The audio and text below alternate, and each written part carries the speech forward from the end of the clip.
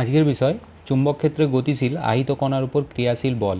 ধরে নিচ্ছি একটি চুম্বক ক্ষেত্র আছে বি। এক্ষেত্রে এই চুম্বক ক্ষেত্রের মধ্যে যদি একটি আহিত কণা যার আধানের মান হচ্ছে কিউ ভি বেগে গতিশীল থাকে, সেক্ষেত্রে এর উপর প্রযুক্ত বলের রাশিমালা হচ্ছে F equals to Q into V cross B. Vector ফর্মে আমরা দেখাতে পারি F equals to Q into V cross B, বা এখান থেকে যদি আমরা এটার মড নেই তাহলে এফ এর মান নিতে পারবো Q VB sine of theta. তাহলে দেখা যাচ্ছে এখানে এই বলের মানটা প্রথম কথা আধানের উপর নির্ভরশীল, দ্বিতীয় কথা হচ্ছে বেগের উপর নির্ভরশীল, তৃতীয় হচ্ছে চুম্বক ক্ষেত্র, চতুর্থ হচ্ছে কোণের উপর নির্ভরশীল। তাহলে প্রথম শর্ত নিতে পারি যদি কিউ ইকুয়ালস টু জিরো হয়, অর্থাৎ বস্তুটা যদি আধানহীন হয়, সেক্ষেত্রে চুম্বক বল এফ সাফিক্স এম এ যদি দেখায় এটা জিরো দেখাবে। একইভাবে দু নম্বর কেস নিতে পারি যদি ভি ইকুয়ালস টু জিরো হয়, অর্থাৎ আধানটা যদি স্থির থাকে, তার ক্ষেত্রেও কী হবে F M equals to zero হবে। তো সেক্ষেত্রেও আধানের উপর কোনোরূপ কোনো বল কাজ করবে না, অর্থাৎ স্থির তড়িৎ পোর্শনে চুম্বক বলের কোনো অস্তিত্ব নাই। 3 নাম্বার নেব যদি থিটার মানের উপর ডিপেন্ড করবে এটা, যদি থিটা ইকুয়ালস টু 0 ডিগ্রি হয়। এবার থিটাটা কার কার মধ্যে অ্যাঙ্গেল, এখানে হচ্ছে বি আর ভি এর মধ্যে অ্যাঙ্গেল হচ্ছে থিটা। যদি থিটাটা 0 ডিগ্রি হয় তার ক্ষেত্রে আমরা বলতে পারি এফ এম ইকুয়ালস টু 0 হবে। আর থিটা ইকুয়ালস টু যদি 90 ডিগ্রি হয় সেক্ষেত্রে সাইন 90 1 দেবে, অর্থাৎ সেক্ষেত্রে এফ এম এর মান হবে Q into V into B. এটা হয়ে যাচ্ছে চুম্বক বলের সর্বোচ্চ মান। কখন, যদি চুম্বক ক্ষেত্রের মান এবং আধানের মান এই দুটো যদি পরস্পর 90 ডিগ্রিতে থাকে, তার ক্ষেত্রে কি হবে চুম্বক বলের মানটা সর্বোচ্চ হবে এবং এই মানটা হবে Q into V into B, অর্থাৎ আধান, বেগ এবং চুম্বক ক্ষেত্রের গুণফলের সাথে সমান। এইবার এখান থেকে দিলে আমরা এই বি এর সংজ্ঞায় আসতে পারি বা একক আর মাত্রায় আসতে পারি। তাহলে এখান থেকে যদি আমরা বিটাকে ব্যাখ্যা দিই, বি বলতে চুম্বক ক্ষেত্র প্রাবল্য বা চুম্বক ক্ষেত্র বলতে পারি। তাহলে বিটাকে আমরা লিখতে পারি B equals to F M by Q V. তাহলে বলতে পারি যদি কিউ ইকুয়ালস টু 1 হয়, ভি ইকুয়ালস টু 1 হয়, মানে একক আধান একক বেগ নিয়ে কোনো চুম্বক ক্ষেত্রে প্রবেশ করলে তার উপর যে পরিমাণ বল কাজ করবে তাকেই বলা হবে সেক্ষেত্রে চুম্বক ক্ষেত্রের মান। ঠিক আছে, বা এইভাবে বলতে পারি একটি একক ধনাত্মক আধানযুক্ত একটি আহিত কণা একক গতিবেগে কোনো চুম্বক ক্ষেত্রে গতিশীল হলে একটি বিশেষ দিকের ক্ষেত্রেই কণাটির সর্বোচ্চ চুম্বক বল অনুভব করে। এই সর্বোচ্চ চুম্বক বলটির মানই হলো বি এর মান। তো এটা যেহেতু থিটা ইকুয়ালস টু আমরা 90 ডিগ্রির জন্য নিয়েছি, অর্থাৎ সেক্ষেত্রে সর্বোচ্চ বলটাকে আমরা বলতে পারবো এক্ষেত্রে বি এর মান। নেক্সট আসবো, তাহলে এখান থেকে আমরা বি এর প্রপার্টি পাচ্ছি। নেক্সট আসবো বি এর মাত্রা নির্ণয় করব। তাহলে বি এর সমীকরণ আমরা দেখতে পাচ্ছি, এটা সমীকরণ সমান এফ এম, এফ এর মাত্রা বসাবো, কিউর মাত্রা বসাবো আর ভি এর মাত্রা বসাবো। তাহলে এগুলো সব আমাদের জানা আছে। এফ এম ইকুয়ালস টু হচ্ছে M L T to the power -2, Q সমান হচ্ছে আইটি এবং ভি হচ্ছে এল টি টু দি পাওয়ার -1। তাহলে নিচে টিটি ক্যান্সেল হয়ে গেল, পুরো মাত্রাটা আসবে M L T to the পাওয়ার, এটা এল এল ক্যান্সেলও হয়ে যাচ্ছে, এল টু দি পাওয়ার 0 লিখছি, M T to the power -2 I to the power -1, বা এটাকে আরেকবার লিখে দিচ্ছি M T to the power -2 I to the power -1। এটা হয়ে যাবে বি এর মাত্রা। নেক্সট এখান থেকে আমরা এককে আসব, মেনলি আমরা এসআই পদ্ধতিতে এককটা নেব। এসআই পদ্ধতিতে এর একক হয় ওয়েবার পার মিটার স্কোয়ার, বা এটার একক নিতে পারি টেসলা। তাহলে এখান থেকে আমরা টেসলার সংজ্ঞাও নিতে পারি। এই সমীকরণ থেকে বলতে পারি 1 কুলম্ব আধান, 1 কুলম্ব ধনাত্মক আধানের একটি আহিত কণা কোনো চুম্বক ক্ষেত্রে 1 মিটার পার সেকেন্ড বেগে গতিশীল থেকে যদি সর্বোচ্চ 1 নিউটন চুম্বক বল অনুভব করে, তাহলে ওই চুম্বক ক্ষেত্রের মানকে বলা হবে 1 টেসলা বা 1 ওয়েবার পার মিটার স্কোয়ার। আমরা ওয়েবারটা পরে ব্যাখ্যা দেব।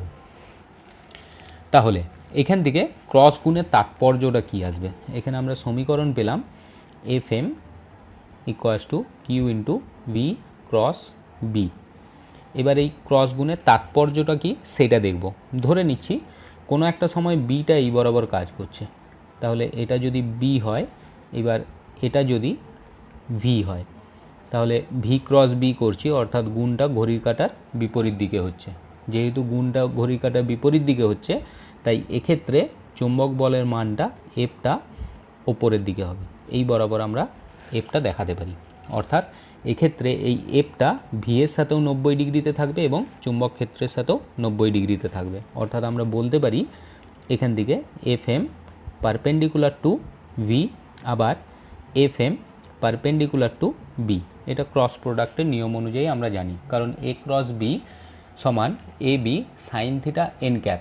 এক্ষেত্রে এন ক্যাপটা দুটো ভেক্টরের সাথেই লম্ব হবে, মানে যে প্রোডাক্টটা পাচ্ছি A cross B equals to A B sine theta N ক্যাপটা লম্ব হবে এ ভেক্টরের সাথেও আবার বি ভেক্টরের সাথেও। তাহলে এইটা যেহেতু লব্ধি ভেক্টরটা বা গুণের ফলে এইটা আমরা পাচ্ছি, তাহলে এফ এমটা ভি এর সাথেও লম্ব হবে, বি এর সাথেও লম্ব হবে। ছবিতে এটাকে আমরা এইভাবে ডিনোট করতে পারি। নেক্সট আমরা আলোচনা করব চুম্বক বলের দ্বারা কৃতকার্য। তাহলে আমরা চুম্বক বল পেলাম এফ ইকুয়ালস টু সমীকরণ পেয়েছি Q into V cross B. তাহলে এক্ষেত্রে আমরা আলোচনা থেকে বুঝতে পারলাম যে এফটা পারপেন্ডিকুলার হবে ভি এর সাথে, এটা আগের আলোচনা থেকে আমরা পেয়েছি। এবার যেই দিকে বেগ আছে সেই দিকেই যদি বস্তুটা সরণ হয়, এক্ষেত্রে সরণটাকে যদি আমরা ডিএস ধরি, তাহলে ডিএসটাও কী হবে এফ এর সাথে পারপেন্ডিকুলার হবে, মানে এক্ষেত্রে কণার সরণটাও কী হবে প্রযুক্ত বলের সাথে সমকোণে থাকছে। এবার এই ডিএস সরণের জন্য কৃতকার্য যদি ডিডাব্লিউ হয়, সেক্ষেত্রে আমরা লিখতে পারবো এটাকে এফ ডট ডিএস, ভেক্টর নিয়ম অনুযায়ী ভেঙে দিতে পারি এটাকে। তাহলে এটা লিখতে পারবো F DS into cos of 90 degree, কারণ এফটা ডিএস এর উপর লম্ব আছে। এবার যেহেতু কস 90 ইকুয়ালস টু 0, অতএব ডিডাব্লিউ ইকুয়ালস টু 0, অর্থাৎ আমরা লিখতে পারি কৃতকার্য সমান 0। তো এখান থেকে আমরা যুক্তিতে আসতে পারি যে চুম্বক বল হলো কার্যহীন বল, কারণ এক্ষেত্রে কোনো কার্য সম্পাদিত হয়নি। তাহলে যেহেতু এটা কার্যহীন বল, তাই চুম্বক ক্ষেত্রে কোনো কণা যদি মুভমেন্ট করে, তার গতিশক্তি যদি হাফ এম ভি স্কোয়ার থাকে, এটা হাফ এম ভি স্কোয়ারই থাকবে, অর্থাৎ গতিশক্তির মান থাকবে ধ্রুবক। বা এখান থেকে আমরা লিখতে পারি যেহেতু এমটা অপরিবর্তনশীল, তাই এক্ষেত্রে লিখতে পারি ভি স্কোয়ার ইকুয়ালস টু ধ্রুবক, বা বলতে পারি ভি ইকুয়ালস টু ধ্রুবক। অর্থাৎ চুম্বক ক্ষেত্রে যদি কোনো কণা গতিতে থাকে, তার ক্ষেত্রে তার বেগের কোনো পরিবর্তন হবে না, বা বলতে পারি তার গতিশক্তিরও কোনো পরিবর্তন হবে না। এটাই হচ্ছে কার্যহীন বলের একটি ধারণা।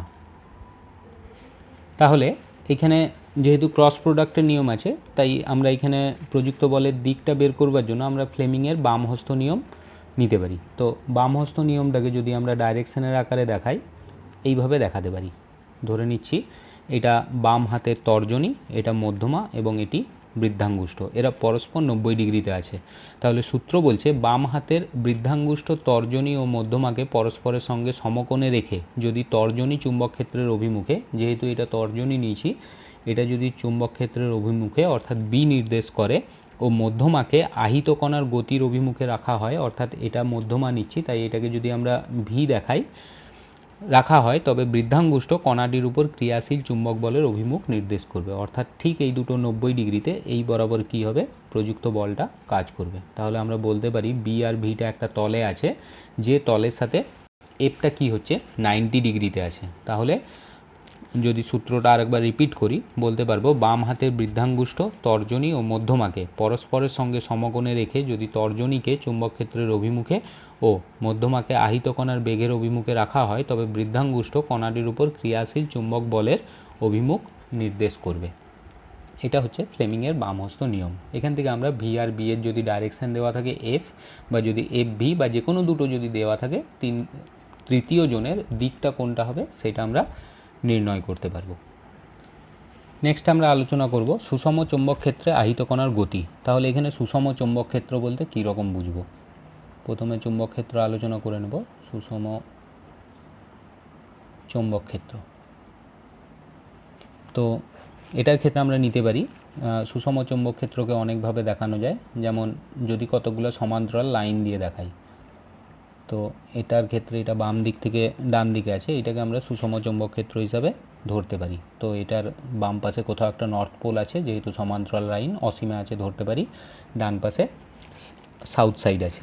একইভাবে সুষম চুম্বক ক্ষেত্রকে আমরা এইভাবেও দেখাতে পারি, কতগুলো ডট দিয়ে। যেহেতু শুধু ডটটা দেখতে পাচ্ছি, তাই এটা বলতে পারবো চুম্বক ক্ষেত্রের ডাইরেকশানটা হবে খাতার থেকে ওপরের দিকে বা বাইরের দিকে। এটা আর একটা ক্ষেত্র, এটা প্রথম নিচ্ছি, এটা দ্বিতীয় নিচ্ছি। তৃতীয় ক্ষেত্র এরকম ক্রস দিয়ে দেখাতে পারি। ক্রস মানে এটা আছে খাতার ভেতরের দিকে, এইভাবে এটাকে আমরা ডিনোট করতে পারি।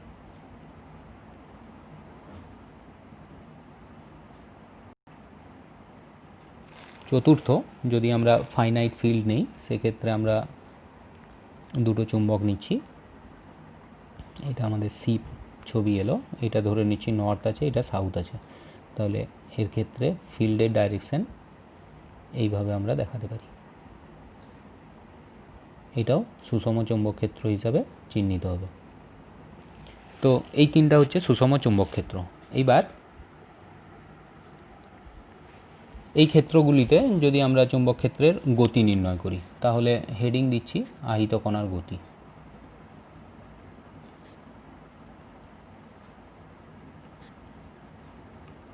আহিত কণার গতি বের করবার জন্য চুম্বক ক্ষেত্রে কোনো একটা গতিশীল কণার ক্ষেত্রে বলের রাশিমালা ছিল F equals to Q into V cross B, বা আমরা নিতে পারি Q VB sine of theta, যদি এফ এর মানটা নেই, বা এফ সাফিক্স এম যদি ধরি ম্যাগনেটিকের জন্য। তাহলে প্রথম পয়েন্ট, যদি কণাটা স্থির থাকে, স্থির মানে ভি ইকুয়ালস টু জিরো, অর্থাৎ এক্ষেত্রে F M equals to zero. কোনো চিন্তাভাবনার কোনো জায়গায় নাই, এক্ষেত্রে কোনোরূপ কোনো চুম্বক বল ক্রিয়া করবে না। 2 নাম্বার নেব, আহিত কণাটা চুম্বক ক্ষেত্রে সমান্তরালে। 2 নাম্বার নিচ্ছি, আহিত কণা চুম্বক ক্ষেত্রের সমান্তরাল, অর্থাৎ এক্ষেত্রে নিতে পারি থিটা ইকুয়ালস টু হয় 0 ডিগ্রি বা থিটা ইকুয়ালস টু 180 ডিগ্রি, যেটাই হোক না কেন সাইন থিটা ইকুয়ালস টু 0, অর্থাৎ এক্ষেত্রেও প্রযুক্ত বল বা চুম্বক বল ইকুয়ালস টু 0, সেক্ষেত্রেও আমার কোনো কিছুই আসবে না। 3 নাম্বার পয়েন্ট নেব। 3 নাম্বার পয়েন্ট হচ্ছে যদি আহিত কণাটি চুম্বক ক্ষেত্রের সাথে লম্বভাবে থাকে, অর্থাৎ এক্ষেত্রে লিখছি আহিত কণা চুম্বক ক্ষেত্রের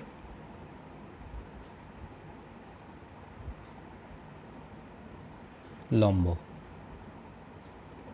লম্ব হলে কি হবে, অর্থাৎ এক্ষেত্রে থিটা ইকুয়ালস টু 90 ডিগ্রি। তাহলে চুম্বক বলের মান হবে F equals to Q into V into B. এবার দেখার কোন দিকে কি কাজ করবে, ডাইরেকশন আমরা জানি, ফ্লেমিংস জানি। তো ধরে নিচ্ছি এই খাতার ক্ষেত্রে এইভাবে একটি চুম্বক ক্ষেত্র কাজ করছে। তাহলে চুম্বক ক্ষেত্রের ডাইরেকশন কি আছে, খাতার থেকে বাইরের দিকে আছে। যেহেতু এটা বাইরের দিকে আছে, এইবার কোনো একটা বিন্দুতে যদি কণাটা থাকে, ধরে নিচ্ছি এখানে পি বিন্দুতে কণাটা আছে, কণাটার বেগটা যদি এই বরাবর হয়, এটা যদি ভি বেগটা হয়, তাহলে এক্ষেত্রে প্রযুক্ত বলটা কোন দিকে হবে সেটা দেখার। তো এক্ষেত্রে আমরা ফ্লেমিংসের নিয়ম লাগাতে পারি। ফ্লেমিংসের নিয়ম লাগালে চুম্বক ক্ষেত্র আছে ওপরের দিক বরাবর, অর্থাৎ খাতার থেকে বাইরের দিকে, এবং বেগ আছে এই দিকে, তাহলে আমরা প্রযুক্ত বল বা চুম্বক বল দেখাতে পারি এই দিক বরাবর। এই বরাবর এফ এম কাজ করবে। একইভাবে এই কণাটা যদি কোনো একটা সময় এখানে থাকতো, এটাকে কিউ পয়েন্ট নিচ্ছি, তাহলে কিউ পয়েন্টের জন্য প্রযুক্ত যে বেগটা, সেটা ডাইরেকশান যদি এটা হয়, তাহলে এক্ষেত্রেও দেখা যাবে প্রযুক্ত যে বলটা এই দিক বরাবর কাজ করবে। তাহলে দেখা যাচ্ছে কণাটা এইভাবে ট্রাজেক্টরি নিচ্ছে, এইভাবে একটা বৃত্তাকার পথে ঘুরবারও টেন্ডেন্সি আসছে। তাহলে আমরা এটাকে ধরে আমরা একটি বৃত্ত আঁকতে পারি। তো ধরে নেব এই বৃত্ত বরাবর কণাটা রোটেট করবে। যে বৃত্তের ব্যাসার্ধ, এটা যদি কেন্দ্র হয়, এর ব্যাসার্ধ আমরা আর নিতে পারি। তো যেহেতু এটা একটা বৃত্তাকার পথে ঘুরছে আর আমরা এখানে দেখতে পাচ্ছি ভি এবং আর এর মধ্যে অ্যাঙ্গেলটা 90 ডিগ্রি, ব্যাসার্ধের সাথে বেগের অ্যাঙ্গেলটা 90 ডিগ্রি, আবার ভি এর সাথে চুম্বক ক্ষেত্রের অ্যাঙ্গেলটাও 90 ডিগ্রি, বা আমরা বলতে পারি ভি এর সাথে এক্ষেত্রে যে কেন্দ্রের দিকে যে বলটা কাজ করছে এফএম সেটারও মানটা হচ্ছে 90 ডিগ্রি। যেহেতু এটা বৃত্তাকার পথে ঘুরছে তাই এখানে চুম্বক বলের মানটা আমরা জানি F equals to Q into V into B, এটাকে 1 নম্বর সমীকরণ নিচ্ছি। আবার এফ ইকুয়াস টু আমরা লিখতে পারি এম ভি স্কোয়ার বাই আর, অভিকেন্দ্র বলের সাথে সমান হবে, এটাকে আমরা 2 নাম্বার নিচ্ছি। তাহলে এই দুটোকে যদি সমান করি, 1 সমান যদি 2 করি, সেক্ষেত্রে আমরা লিখতে পারবো Q V B equals to M V square by R, আর এখান থেকে আমরা সমাধান করে আরটা বের করতে পারি। আর ইকুয়াস টু আসবে ভি বাই, দুপাশে একটা ভি ক্যান্সেল হচ্ছে, Q by M into B, এটা হয়ে যাবে এক্ষেত্রে ব্যাসার্ধের রাশিমালা। তাহলে এখান থেকে আমরা কিছু ধারণায় আসতে পারি। এটাকে একটা সমীকরণের নাম দিচ্ছি, এটা ধরে নিচ্ছি 3 নম্বর সমীকরণ। একইভাবে এটাকে যদি সাজাই, আর এর সমীকরণ পাবো আর হয়ে যাবে এম বি বাই কিউবি। তাহলে এই ব্যাসার্ধটা কার কার উপর ডিপেন্ড করছে সেটা আমরা সমীকরণ থেকে বের করতে পারি। প্রথম নিচ্ছি আর প্রপোর্শনাল টু এমভি, মানে কণাটার ভরবেগের সাথে এটা সমানুপাতিক, কণার ভরবেগ যত বাড়বে সেক্ষেত্রে তার ব্যাসার্ধটাও ততটাই বৃদ্ধি পাবে।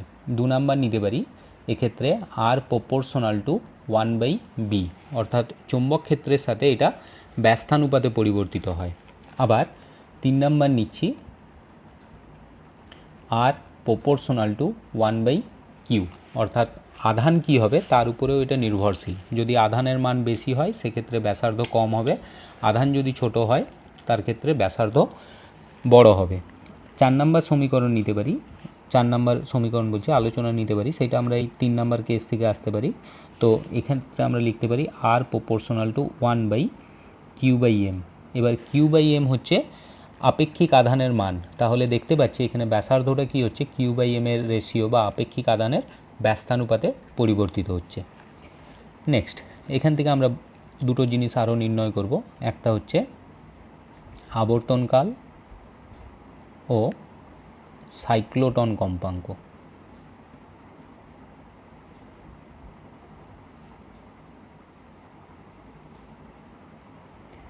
খুব সোজা, আমরা আবর্তনকাল এরকম নির্ণয় করতে পারি, যেহেতু এটা একটা বৃত্তাকার পথে ঘুরছে তাই আমরা টি ইকুয়াস টু জানি এস সমান ভিটি হয়, তো টি ইকুয়াস টু কত হবে এস বাই ভি।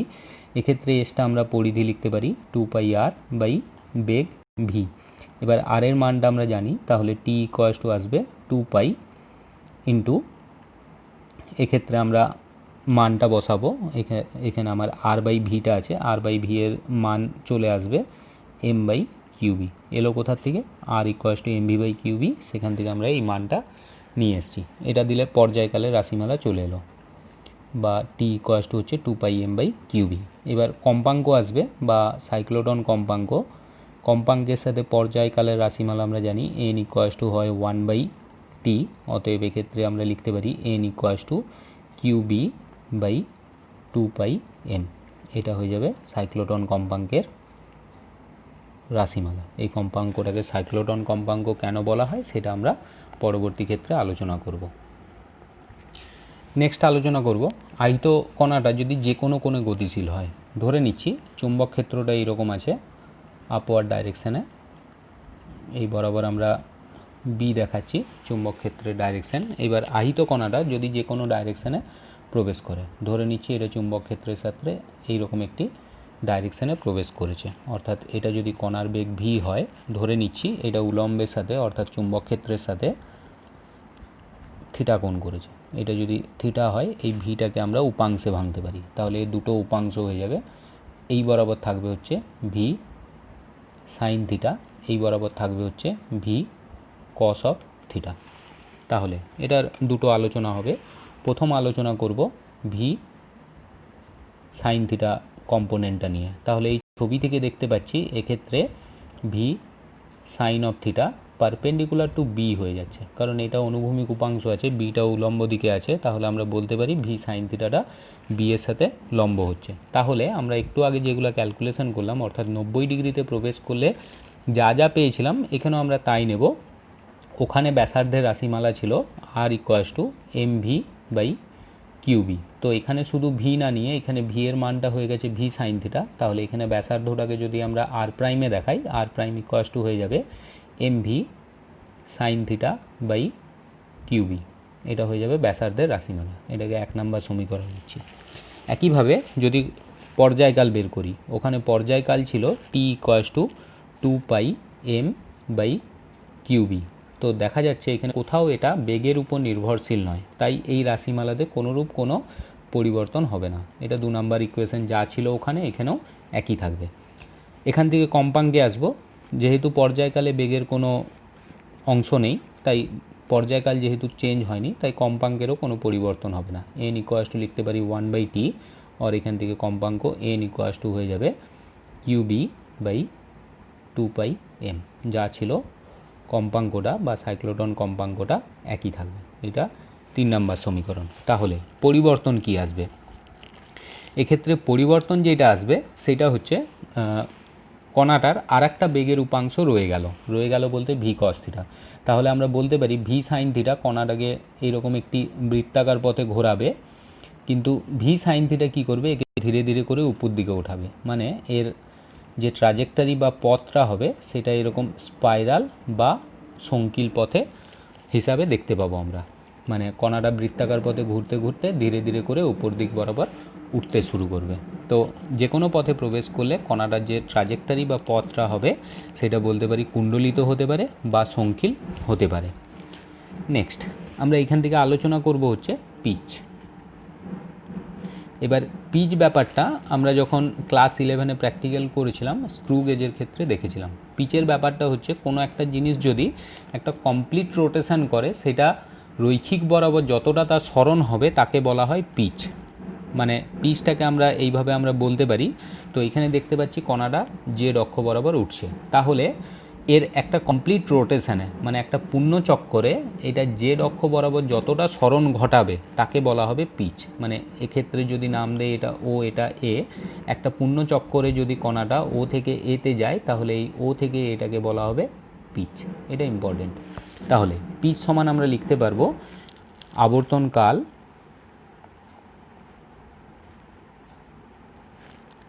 ইন্টু রৈখিক বেগ।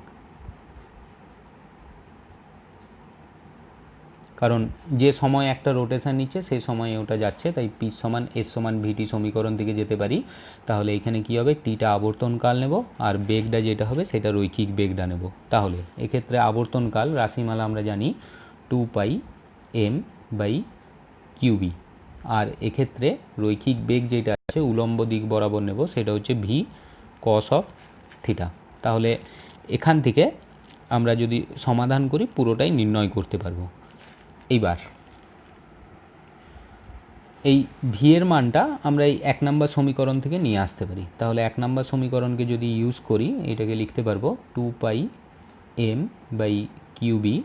ভি এর মানটা এখান থেকে আমরা বসাচ্ছি, ভি ইকুয়ালস টু হয়ে যাবে R prime Q B by M sine of theta into cos of theta. তাহলে এটাকে সমাধান করলে পেয়ে যাব 2 pi R prime into cot of theta. মানে এটা হয়ে যাচ্ছে বৃত্তপথের পরিধি